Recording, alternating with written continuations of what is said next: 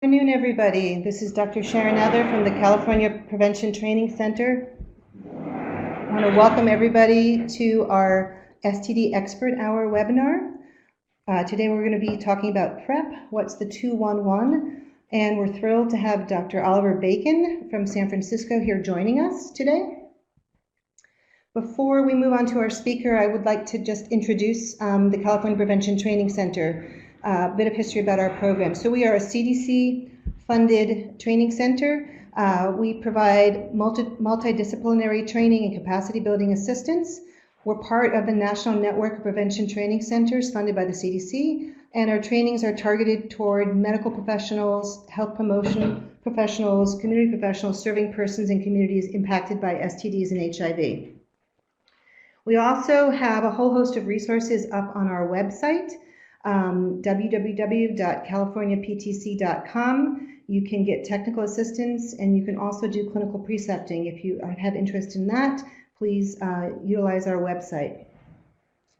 I want to share another important resource with providers on this webinar, the National Clinical Consultation Center, www.stdccn.org. This is a national consult service center. You can log in, put in a question via an email, and get a response in 1 to 5 working days, depending on urgency. So if you have challenging syphilis cases, challenging PrEP cases, please consult our STD-CCN.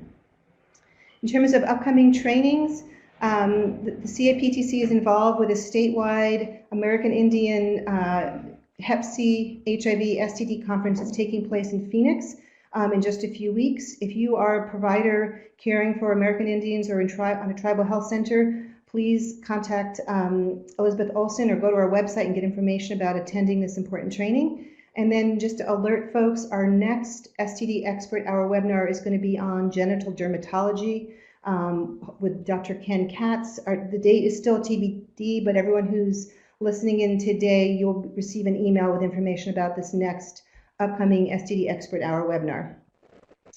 I just want to mention that we have a social media presence. You can like us on Facebook or follow us on Twitter at CaliPTC.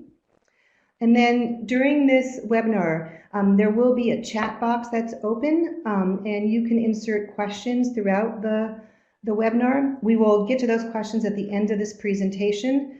At the end of the presentation, we'll respond to them. Hopefully we'll get to many of them. If we don't get to all of them, we will have Dr. Bacon address these questions, and we will send out a full Q&A document to all people who are registered for this class. I also want to mention that for folks that want to have a copy of this slide presentation, in the middle of this webinar, the resources will pop up on the bottom right-hand side of your screen, and you'll be able to obtain a PDF of this webinar presentation. In terms of disclosures, none of the presenters have any relevant financial relationships with commercial interests. Dr. Bacon will be discussing off-label use of Truvada. And then in terms of continuing education credits, CME, CEUs, this webinar has been designated as a 1-hour AMA. So if you want to get CME credits, this is what you're going to need to do. So after the training, you will receive an online evaluation from the NNPTC. An evaluation link will be sent to all folks who have emailed us and have registered. Once you fill out an evaluation, you will receive further details, and CMEs, CEUs are free. And if you have questions about this process, please contact Elizabeth Olson, our clinical coordinator, and her email is listed up on this slide. So now I'm going to introduce our speaker for today, Dr. Oliver Bacon. Dr. Bacon is a physician at the San Francisco City Clinic, which is the STD and sexual health clinic run by the San Francisco Department of Public Health. He is also an associate clinical professor of medicine at UCSF in the Division of HIV, Infectious Diseases, and Global Health at San Francisco General Hospital. From 2015 to 2017, he led the immediate antiretroviral therapy initiative for all persons newly diagnosed with HIV in San Francisco. And he was also the deputy director of the Capacity Building Assistance Program for High Impact HIV Prevention at the San Francisco Department of Public Health. He's trained in internal medicine and infectious diseases. He has a wide areas of interest, including diagnosis and treatment of STDs, antiretroviral therapy, management of opportunistic infections, new HIV testing strategies, early treatment of HIV infection, and biomedical prevention of HIV infection. And with great pleasure, I'm welcoming Dr. Bacon, and I'm going to turn the webinar over to you.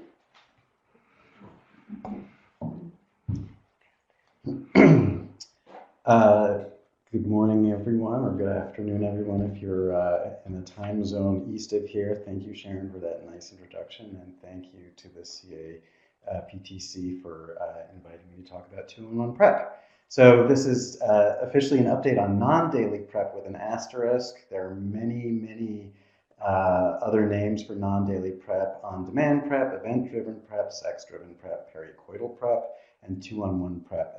At City Clinic, we like to use 2-on-1 PrEP because that describes the basic dosing strategy. These are this is my disclaimer. Anything I say here today is my opinion, not the opinion of the San Francisco Department of Public Health. So if I say something that you don't like or disagree with, blame me, don't blame them. And these are my acknowledgments to Montika, Stephanie, Darpin, Hyman, Al, and Yvonne for slides, for helpful discussions, and for helping conceptualize all of this. Okay, so this is what we're going to talk about today. Rationale for daily versus non-daily PrEP. Then what is 2-on-1 PrEP and who is it for? And we're going to talk about the IPERGAY study and some PK modeling that has been done around this dosing strategy. We're going to talk about what we're learning from global implementation science around 2-on-1, and then specifically how we are approaching 2-on-1 PrEP at San Francisco City Clinic. Okay, so why daily dosing for PrEP? So daily tenofovir DF and emtricitabine is the most studied and the only currently FDA-approved dosing strategy for PrEP. It has some definite advantages. It works for vaginal and rectal protection, and it remains the first-line regimen for persons starting PrEP at San Francisco City Clinic. But why non-daily dosing for PrEP? Well, there are a number of reasons to consider alternatives to daily tenofovir emtricitabine. We know from numerous studies in the United States that more people would benefit from PrEP than are currently using it. There is a PrEP use to need ratio that the CDC has publicized that shows that there are areas of the country and specific populations in which the need for PrEP vastly outstrips the availability or the use of PrEP. We also know that PrEP discontinuation rates are relatively high, and I'll share some more information about that in subsequent slides. We know that for some people, taking a pill every day is a real barrier to PrEP. They know they would benefit, but they don't want to take a pill every day. This has raised the question, are there other dosing strategies or drugs that might expand the acceptability of PrEP? And some of those that are under development are long-acting injectable medications such as cabotegravir, implants. There's an implant with tenofovir alafenamide and FTC that's kind of analogous to the Nexplanon implantable contraceptive device. Vaginal rings with dapivirine have been shown to be effective in preventing cervicovaginal acquisition of HIV. Using different newer pills, so there's a translocation inhibitor that is starting to be looked at for PrEP use. And then that brings us to using the drugs that we have, but in a different dosing fashion, namely non-daily PrEP. Okay, but first a word about PrEP discontinuation. So this is a study that was presented at IAS in Mexico City just last month from a large Australian statewide implementation project called PrEP-X in Victoria State. And that was presented by Kathleen Ryan, and it was looking at discontinuation and subsequent HIV and other STD risk. And these were the key findings. They found that 25% of participants on daily PrEP discontinued. This was actually a lower discontinuation rate than in some other studies. Notably, Matt Spinelli has presented PrEP discontinuation data from the San Francisco Health Network showing up to 60% of people discontinue PrEP, some early within 90 days, some later after 90 days. They found that PrEP discontinuation in this Australian study was associated with younger age, being new to PrEP, injection drug use, methamphetamine use, and enrollment in PrEP at the discretion of your clinician. That means you didn't come in asking for PrEP. Your clinician, in the course of an STD visit, said, PrEP would be good for you. So what happened to these people who discontinued? So that was aim 3 of their study. About more than 50% who discontinued returned for HIV and STI testing, indicating that they knew that they were at some level of risk for infections. There were 10 HIV diagnoses in the discontinuation population. And interestingly, STI positivity in those who discontinued was similar during and after discontinuation of PrEP. So I think the association of discontinuation with starting PrEP at clinician discretion and the high rates of STI, or I should say unchanged rates of STI positivity following discontinuation, suggests that there is some mismatch between people's actual risk for HIV acquisition and their perceived risk of HIV acquisition.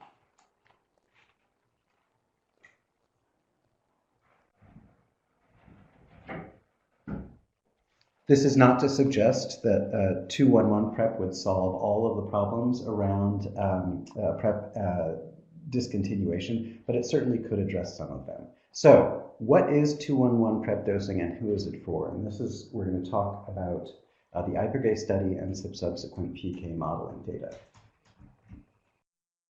There. Okay, can you hear me? Okay.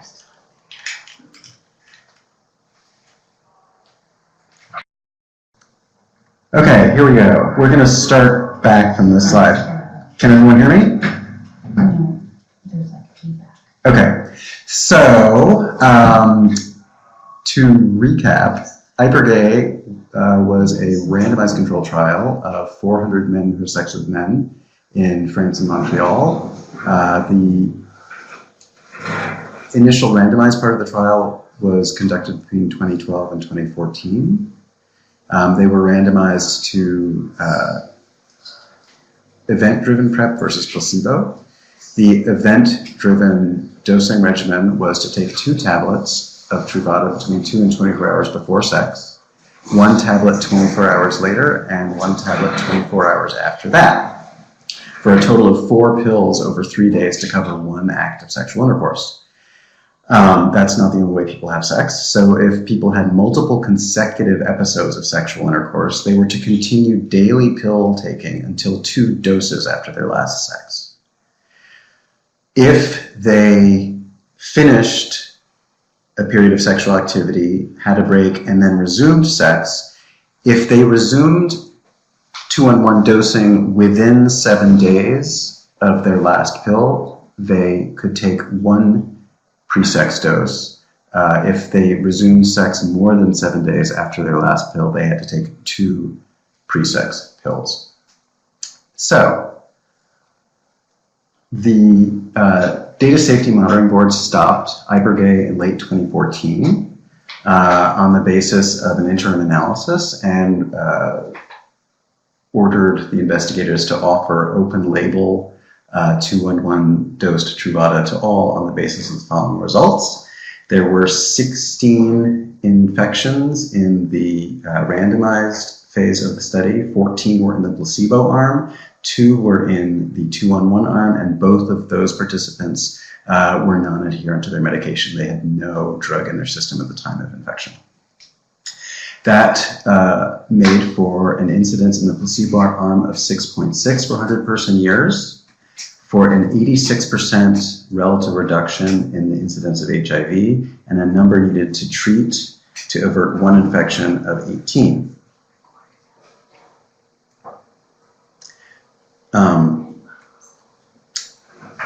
One important observation during IPREGAY was that the median number of pills taken per week was 4, which we know from previous PK modeling data should provide 96% protection. So one question raised by the initial analysis of Vibergay was, were these truly intermittent, was this truly intermittent dosing? So a sub-study was done to investigate that. And you can see on the left-hand side of this slide, these are the dosing patterns of the participants in Vibergay, and you can see there's wide variability in the median number of pills taken per month, reflecting wide variability in the frequency of sex. So there were some people in Vibergay who were truly intermittent users, and some people in Vibergay who used more frequently. When they did an analysis on 269 participants who were adherent to the dosing scheme and had below median pill taking, meaning less than 9.5 pills per month, or 5 sexual encounters per month, they still showed very high efficacy. There were 6 infections, all in the placebo arm, and 0 in the PrEP arm with these parameters. Okay, so that was encouraging. So what happened in the subsequent open label extension phase of Vibergay? The bottom line is it continued to support 2-on-1 dosing. The open label phase of Vibergay lasted from November of 2014 through end of January 2015. There was 1 infection in the OLE phase. There was no drug detected in that participant. That gave an HIV incidence of 0.19 per 100 person years. And if you compare that to the 6.6 per 100 person years incidence in the placebo group of the randomized phase, you got a relative risk reduction of 97%. Interestingly, participants did not use 2-on-1 dosing perfectly. At their last sex, 50% reported correct dosing, 26% reported no PrEP use at their last sex, and 24% reported suboptimal dose, meaning they missed either a pre-sex dose or a post-sex dose. There were very few serious AEs and very few discontinuations due to AEs. There were 4. 3 were due to decreased creatinine clearance, and 1 due to transaminase elevation. 16% of participants had a grade 1 creatinine elevation, and 3 participants, or 1%, had a grade 2 creatinine elevation, very similar to what was seen in use of daily PrEP. 14% had some form of the startup syndrome, meaning largely gastrointestinal adverse events. Also interestingly, while the number of partners and the frequency of sex was unchanged over time in Vibergay participants, the frequency of condom use decreased, or the frequency of non-condom receptive anal intercourse increased from 77% to 86%. Also, not surprisingly, STI acquisition rates were high. 43% acquired at least 1 STI, for an incidence of first STI of 59 per 100 person year. Okay. So another important question that Vibergay raised was, why only study men who have sex with men? Well, if you recall from analysis of studies of daily PrEP in cis women in East Africa, there were no infections if drug concentrations suggested the use of 6 or 7 tablets per week. But unlike in men who have sex with men and in transgender women in other studies, there were some infections with the use of 4 to 5 tablets per week. This has led to the concept of a certain amount of dose forgiveness for daily PrEP for rectal protection, and the lack of dose forgiveness for vaginal protection. And PK modeling from these studies suggests that about 7 tablets per week are needed for full protection for vaginal exposure. So that's one reason why we think 2-on-1 dosing may not have initially been studied in cis women.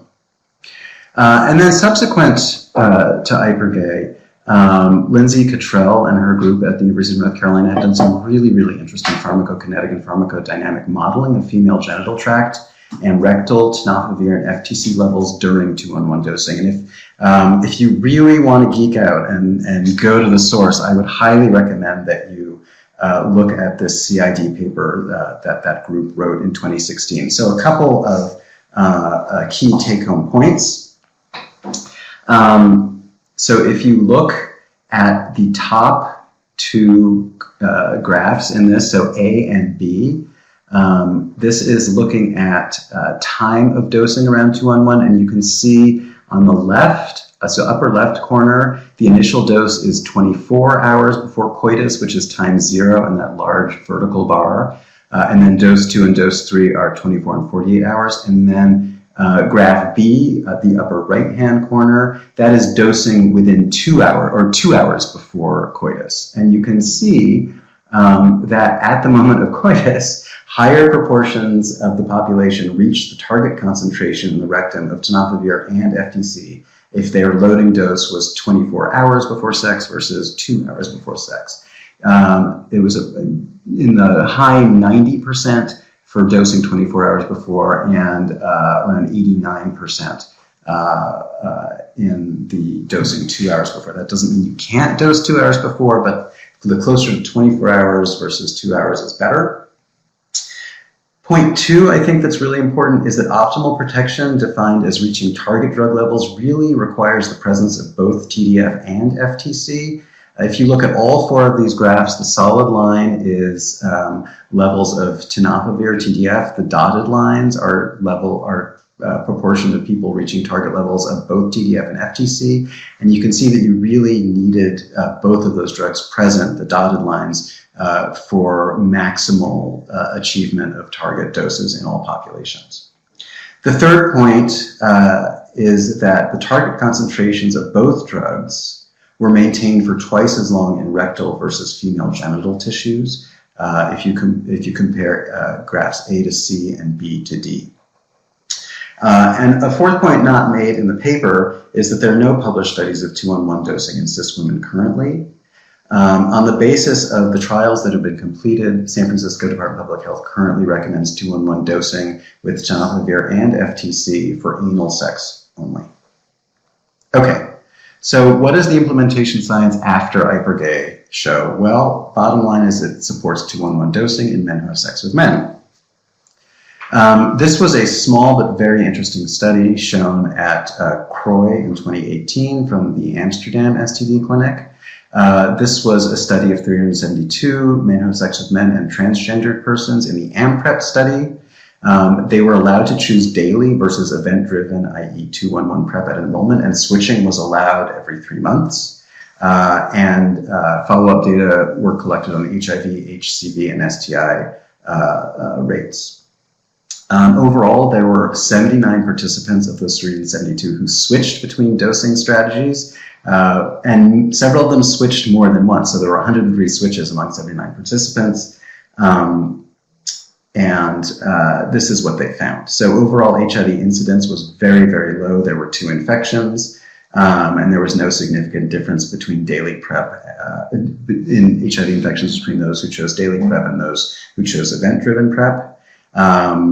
There was significant acquisition of hepatitis C in both arms, and participants in both arms acquired gonorrhea, chlamydia, and syphilis. However, the incident STI rates were higher in daily versus event-driven PrEP for a rate ratio of 1.86, and that was statistically significant.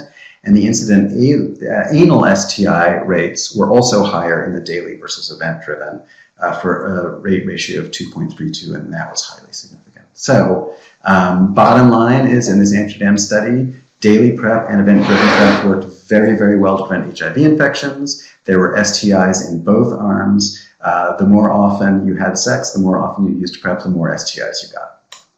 Okay, so following that, there is a very large study called the Prevenir trial, which is being conducted in and around Paris. This is, you could consider this the large real-world implementation science version of IPER-GAY. So this is, and it's called Prevenir, which is the French for prevent. So the design of Prevenir is they're enrolling 3,000 HIV-negative high-risk adults. The vast majority are MSM, with inconsistent condom use, GFR of greater than 50, to either daily or on-demand PrEP, and switching is allowed during the course of the study. Enrollment continues to be open. It will end May 31st, 2020. Their goal is actually to show a reduction in new HIV diagnoses in MSM in the Paris region. So as I said, participants could opt for daily or on-demand PrEP using the 2-1 regimen. They could switch, and they're followed every 3 months. So these are the most recent follow-up data, and these were presented at IAS in Mexico City last month. And you can see that really there's even-handed distribution of people choosing daily versus event-driven PrEP. It's really 50% up until this most recent data analysis. So how did people do in terms of adherence to PrEP and in terms of condom use? So in terms of total PrEP use, they did quite well. So 97% used PrEP correctly, whether it was daily or 2-1-1, and only 3% used it suboptimally, and there were no significant differences in use patterns or adherence, I should say, between the two arms. About 10% didn't use PrEP. Condom use was around 20% in both arms of the study. And so far, what is HIV incidence in Prevenir so far? The HIV incidence is extraordinarily low. It's 0.09 per 100 person years, with a mean follow-up rate of almost 9 months, and very low rates of study discontinuation. There were 2 infections so far in Prevenir. They were both in the on-demand arm, and both of those patients were not taking their PrEP for several months prior to their infections. The rates of adverse events were very similar in Prevenir as they were to Iperk. There were 3 drug-related discontinuations. 1 vomiting, 1 diarrhea, and 1 sort of asthenia. There's a rate of grade 1 creatinine elevations of 15% in both arms of the study, and there was a rate of creatinine clearance less than 50 and 0.8 in both arms of the study. And there were no significant differences between those. Okay, so from all of these data, there's a strong suggestion that 2-on-1 dosing works, and in case you're up on current events, the WHO has very recently endorsed 2-on-1 dosing as an option for HIV prevention in men who have sex with men. So what are we doing about 2-on-1 implementation at San Francisco City Clinic? So we have a big PrEP program at City Clinic. We've been doing daily PrEP since 2014. We do same-day starts, meaning the person can start PrEP the day they walk in, as long as they have a non-reactive fingerstick HIV test, and their pooled RNA test is pending. We have a hybrid clinician navigator model for PrEP initiation and follow-up, which I'll go into in a minute. We have patient assistance programs for drug coverage for persons who want to start PrEP at City Clinic but have no insurance, either public or private. In February of this year, the SFDPH HIV Working Group disseminated a Dear Provider letter to clinicians around San Francisco with guidance regarding 2-on-1 PrEP for men who have sex with men. And at City Clinic, we have started approximately 37 PrEP patients on 2-on-1 since, I should say, January 2019, not May 2019. Okay, so here is our patient flow for both daily and 2-on-1 PrEP at City Clinic. Most PrEP visits, most PrEP initiations of either variety start with a clinician visit at which a sexual history and a risk assessment is done. If it's determined that PrEP would be helpful for a given patient, daily PrEP is explained. And if daily PrEP is declined, if daily PrEP is explained and the patient accepts, they get some basic PrEP education from the clinician. They're sent to the nursing station for their labs, and then they're sent to the PrEP counselor who does insurance navigation, adherence counseling, explains daily PrEP basics, and enrolls them in their retention database, and then they're sent on their way with a prescription. Going back up to the top, if the patient is explained daily PrEP, but the patient declines, 2-on-1 dosing is explained. If they accept 2-on-1 dosing, it's actually the clinician who does the initial education and counseling and the adherence and dosing scenarios and the 2-on-1 basics. And then they're sent to the nursing station for their labs, and then the PrEP counselor does insurance navigation and enrolls in the retention database. And as we do this more and more, the task of explaining 2-on-1 dosing and doing adherence counseling and training is going to fall more even-handedly on the counselors and the clinicians. Okay. Actually, to back up one, it is also entirely possible that patients who are taking daily PrEP, who feel like discontinuing, may be switched to 2-on-1 PrEP dosing, and that can happen at a follow-up visit during their meeting with the clinician, at which point the clinician would then explain 2-on-1 dosing as an alternative to them discontinuing their daily PrEP. Okay, so what does this initial 2-on-1 counseling consist of? We say there's a new, something like this. There's a new non-daily dosing strategy for PrEP that works in certain circumstances. Here's how it works. You're going to take 2 tablets 2 to 24 hours before planned sex, preferably closer to 24 hours. You're going to continue to take 1 tablet every 24 hours after the pre-sex double dose until 2 days after your last sex day. This is a slight modification on the strict ipergay dosing, which was 2 tablets after your last sex, because colleagues of ours in the HIV research section of DPH found that it was easier for patients to conceptualize the post-sex doses as you have sex on your last sex day, and then you keep taking PrEP every 24 hours for 2 days after your last sex day. We also say that for each new sexual encounter, you'll start with a 2-pill pre-sex dose, unless your last post-sex dose was taken less than 7 days before, in which case you can take a 1-pill pre-sex. And then in that case, you would time your new post-sex doses every 24 hours from your new pre-sex dose. We also ask, how often in a given week do you generally have sex? And can you typically plan when you're going to have sex, or can you at least delay it for 2 hours? And if, in the course of this conversation, it becomes clear that patients typically have sex more than 2 times per week over more than 2 days, then we say, why not just use daily PrEP? Because in the end, you'll wind up taking as many pills, or maybe more pills, doing 2-on-1 dosing twice a week, as you would if you just took Truvada every day. Okay. So then things get a little more granular. We do some pretty down and dirty adherence counseling. So we say, so now that you've heard how this is going to work, imagine a recent sexual encounter from your initial communication with this person to after you were done having sex. Think about when and precisely what time you would have taken your pre-sex double dose of Truvada. And think about when, including what time you would have taken your daily post-sex doses and how many you would have taken. And we kind of talk this out with them and correct any mistakes that they might make. We also have a 2-on-1 basics handout that we're developing that has a number of dosing scenarios on it, including a single episode of sex on consecutive days, for example, the weekend, and 2 episodes of intercourse separated by several days but less than 7. We also we strongly recommend that they set a 24-hour reminder on their phone, and we try and watch them do it. And we also make the recommendation that they always carry at least 4 tablets of Truvada with them, and we give them a little key fob that has a pill container in it, because you never know when you're going to have to take that pre-sex double dose and say, hang on for 2 hours.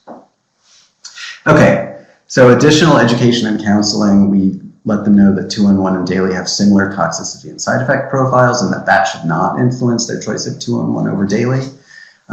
We strongly encourage them to cover every act of anal sex with either 2-on-1 or condoms or both.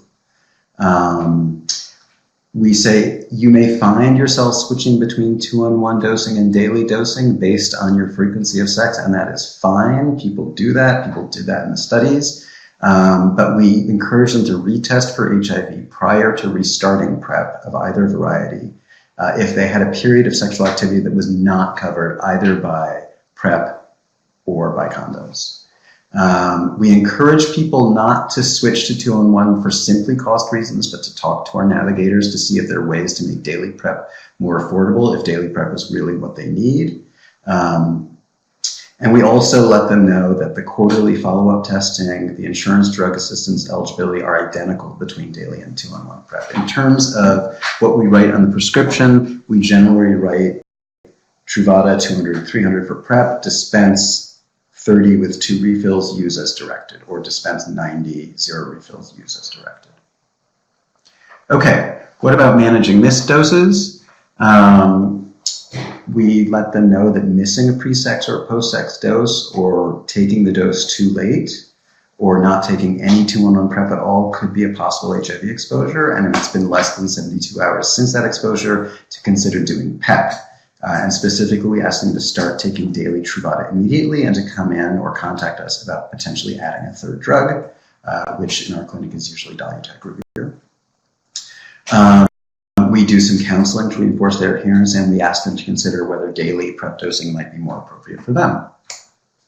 The contraindications to 2-on-1 PrEP in our clinic are the same basically as they are for daily PrEP. So known, the suspected acute HIV infection, known bone or renal disease.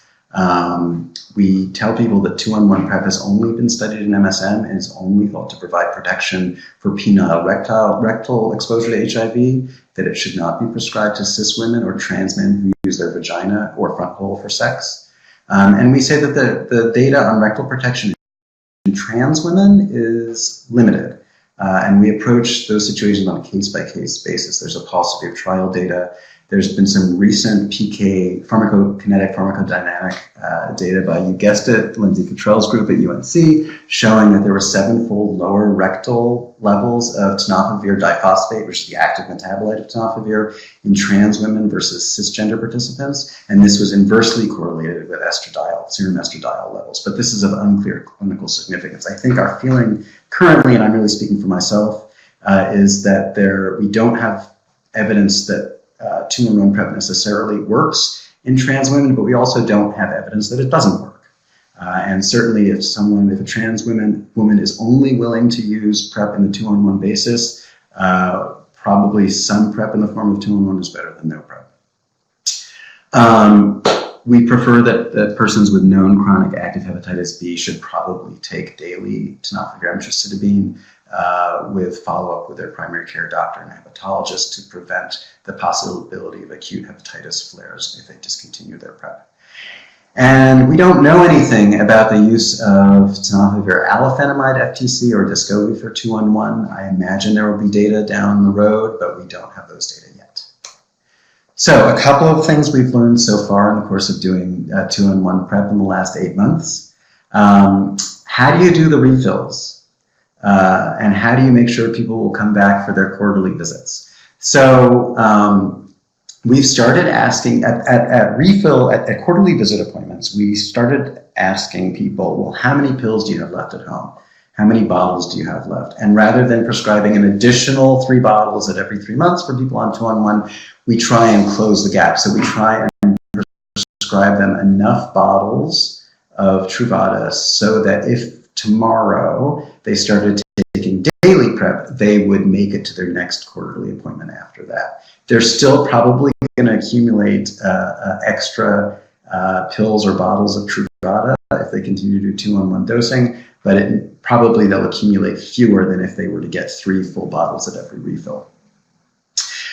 Also, on the basis of some experience with a couple of our participants, and obviously the N is very low, we're starting to ask people when they're considering using 2-on-1, are they frequently drunk or high during sex? Because we found in at least one participant that impeded their ability to dose 2-on-1 PrEP correctly. It's not an absolute contraindication to doing 2-on-1 versus daily PrEP, but it's something to think about. And it really highlights one of the great advantages of daily PrEP over 2-on-1, which is that it delinks your HIV prevention from your sex. 2-on-1 dosing, a little bit like condoms, you have to think about your HIV prevention, namely when to take your doses around the time you're having sex, and not everyone is able or willing to do that. But as data from IPERGAY and the Amsterdam trial and Prevenir are showing, 2-on-1 works extremely well, and patients are able to follow the dosing pretty closely. So this is just a mock-up of our patient handout. This is it's a 1-sheet, 2-sided handout on 2-on-1 versus daily PrEP. The front side on the left are the basic information about how to dose 2-in-1 PrEP and whether it's right for you. And then on the right are a number of different dosing scenarios. Scenario A is you have sex 1 time in a week, and there are 2 different scenarios for that, depending on when you take your pre-sex double dose. Scenario B is you have sex 2 times in a week on consecutive days. Scenario C is you have sex 2 times a week on non-consecutive days. And then scenario D is you frequently have sex multiple times in a weekend, and you often wind up taking as many pills 2-in-1 as you would daily. Okay, we are working on that. We're going to make it graphically much more appealing, but it does exist. So that's it. We have about 10 minutes for questions. If you have any specific questions about 2-in-1 dosing, this is my email. Feel free to email me. I look forward to getting your questions and sharing resources once we have them. And now the floor is open for questions.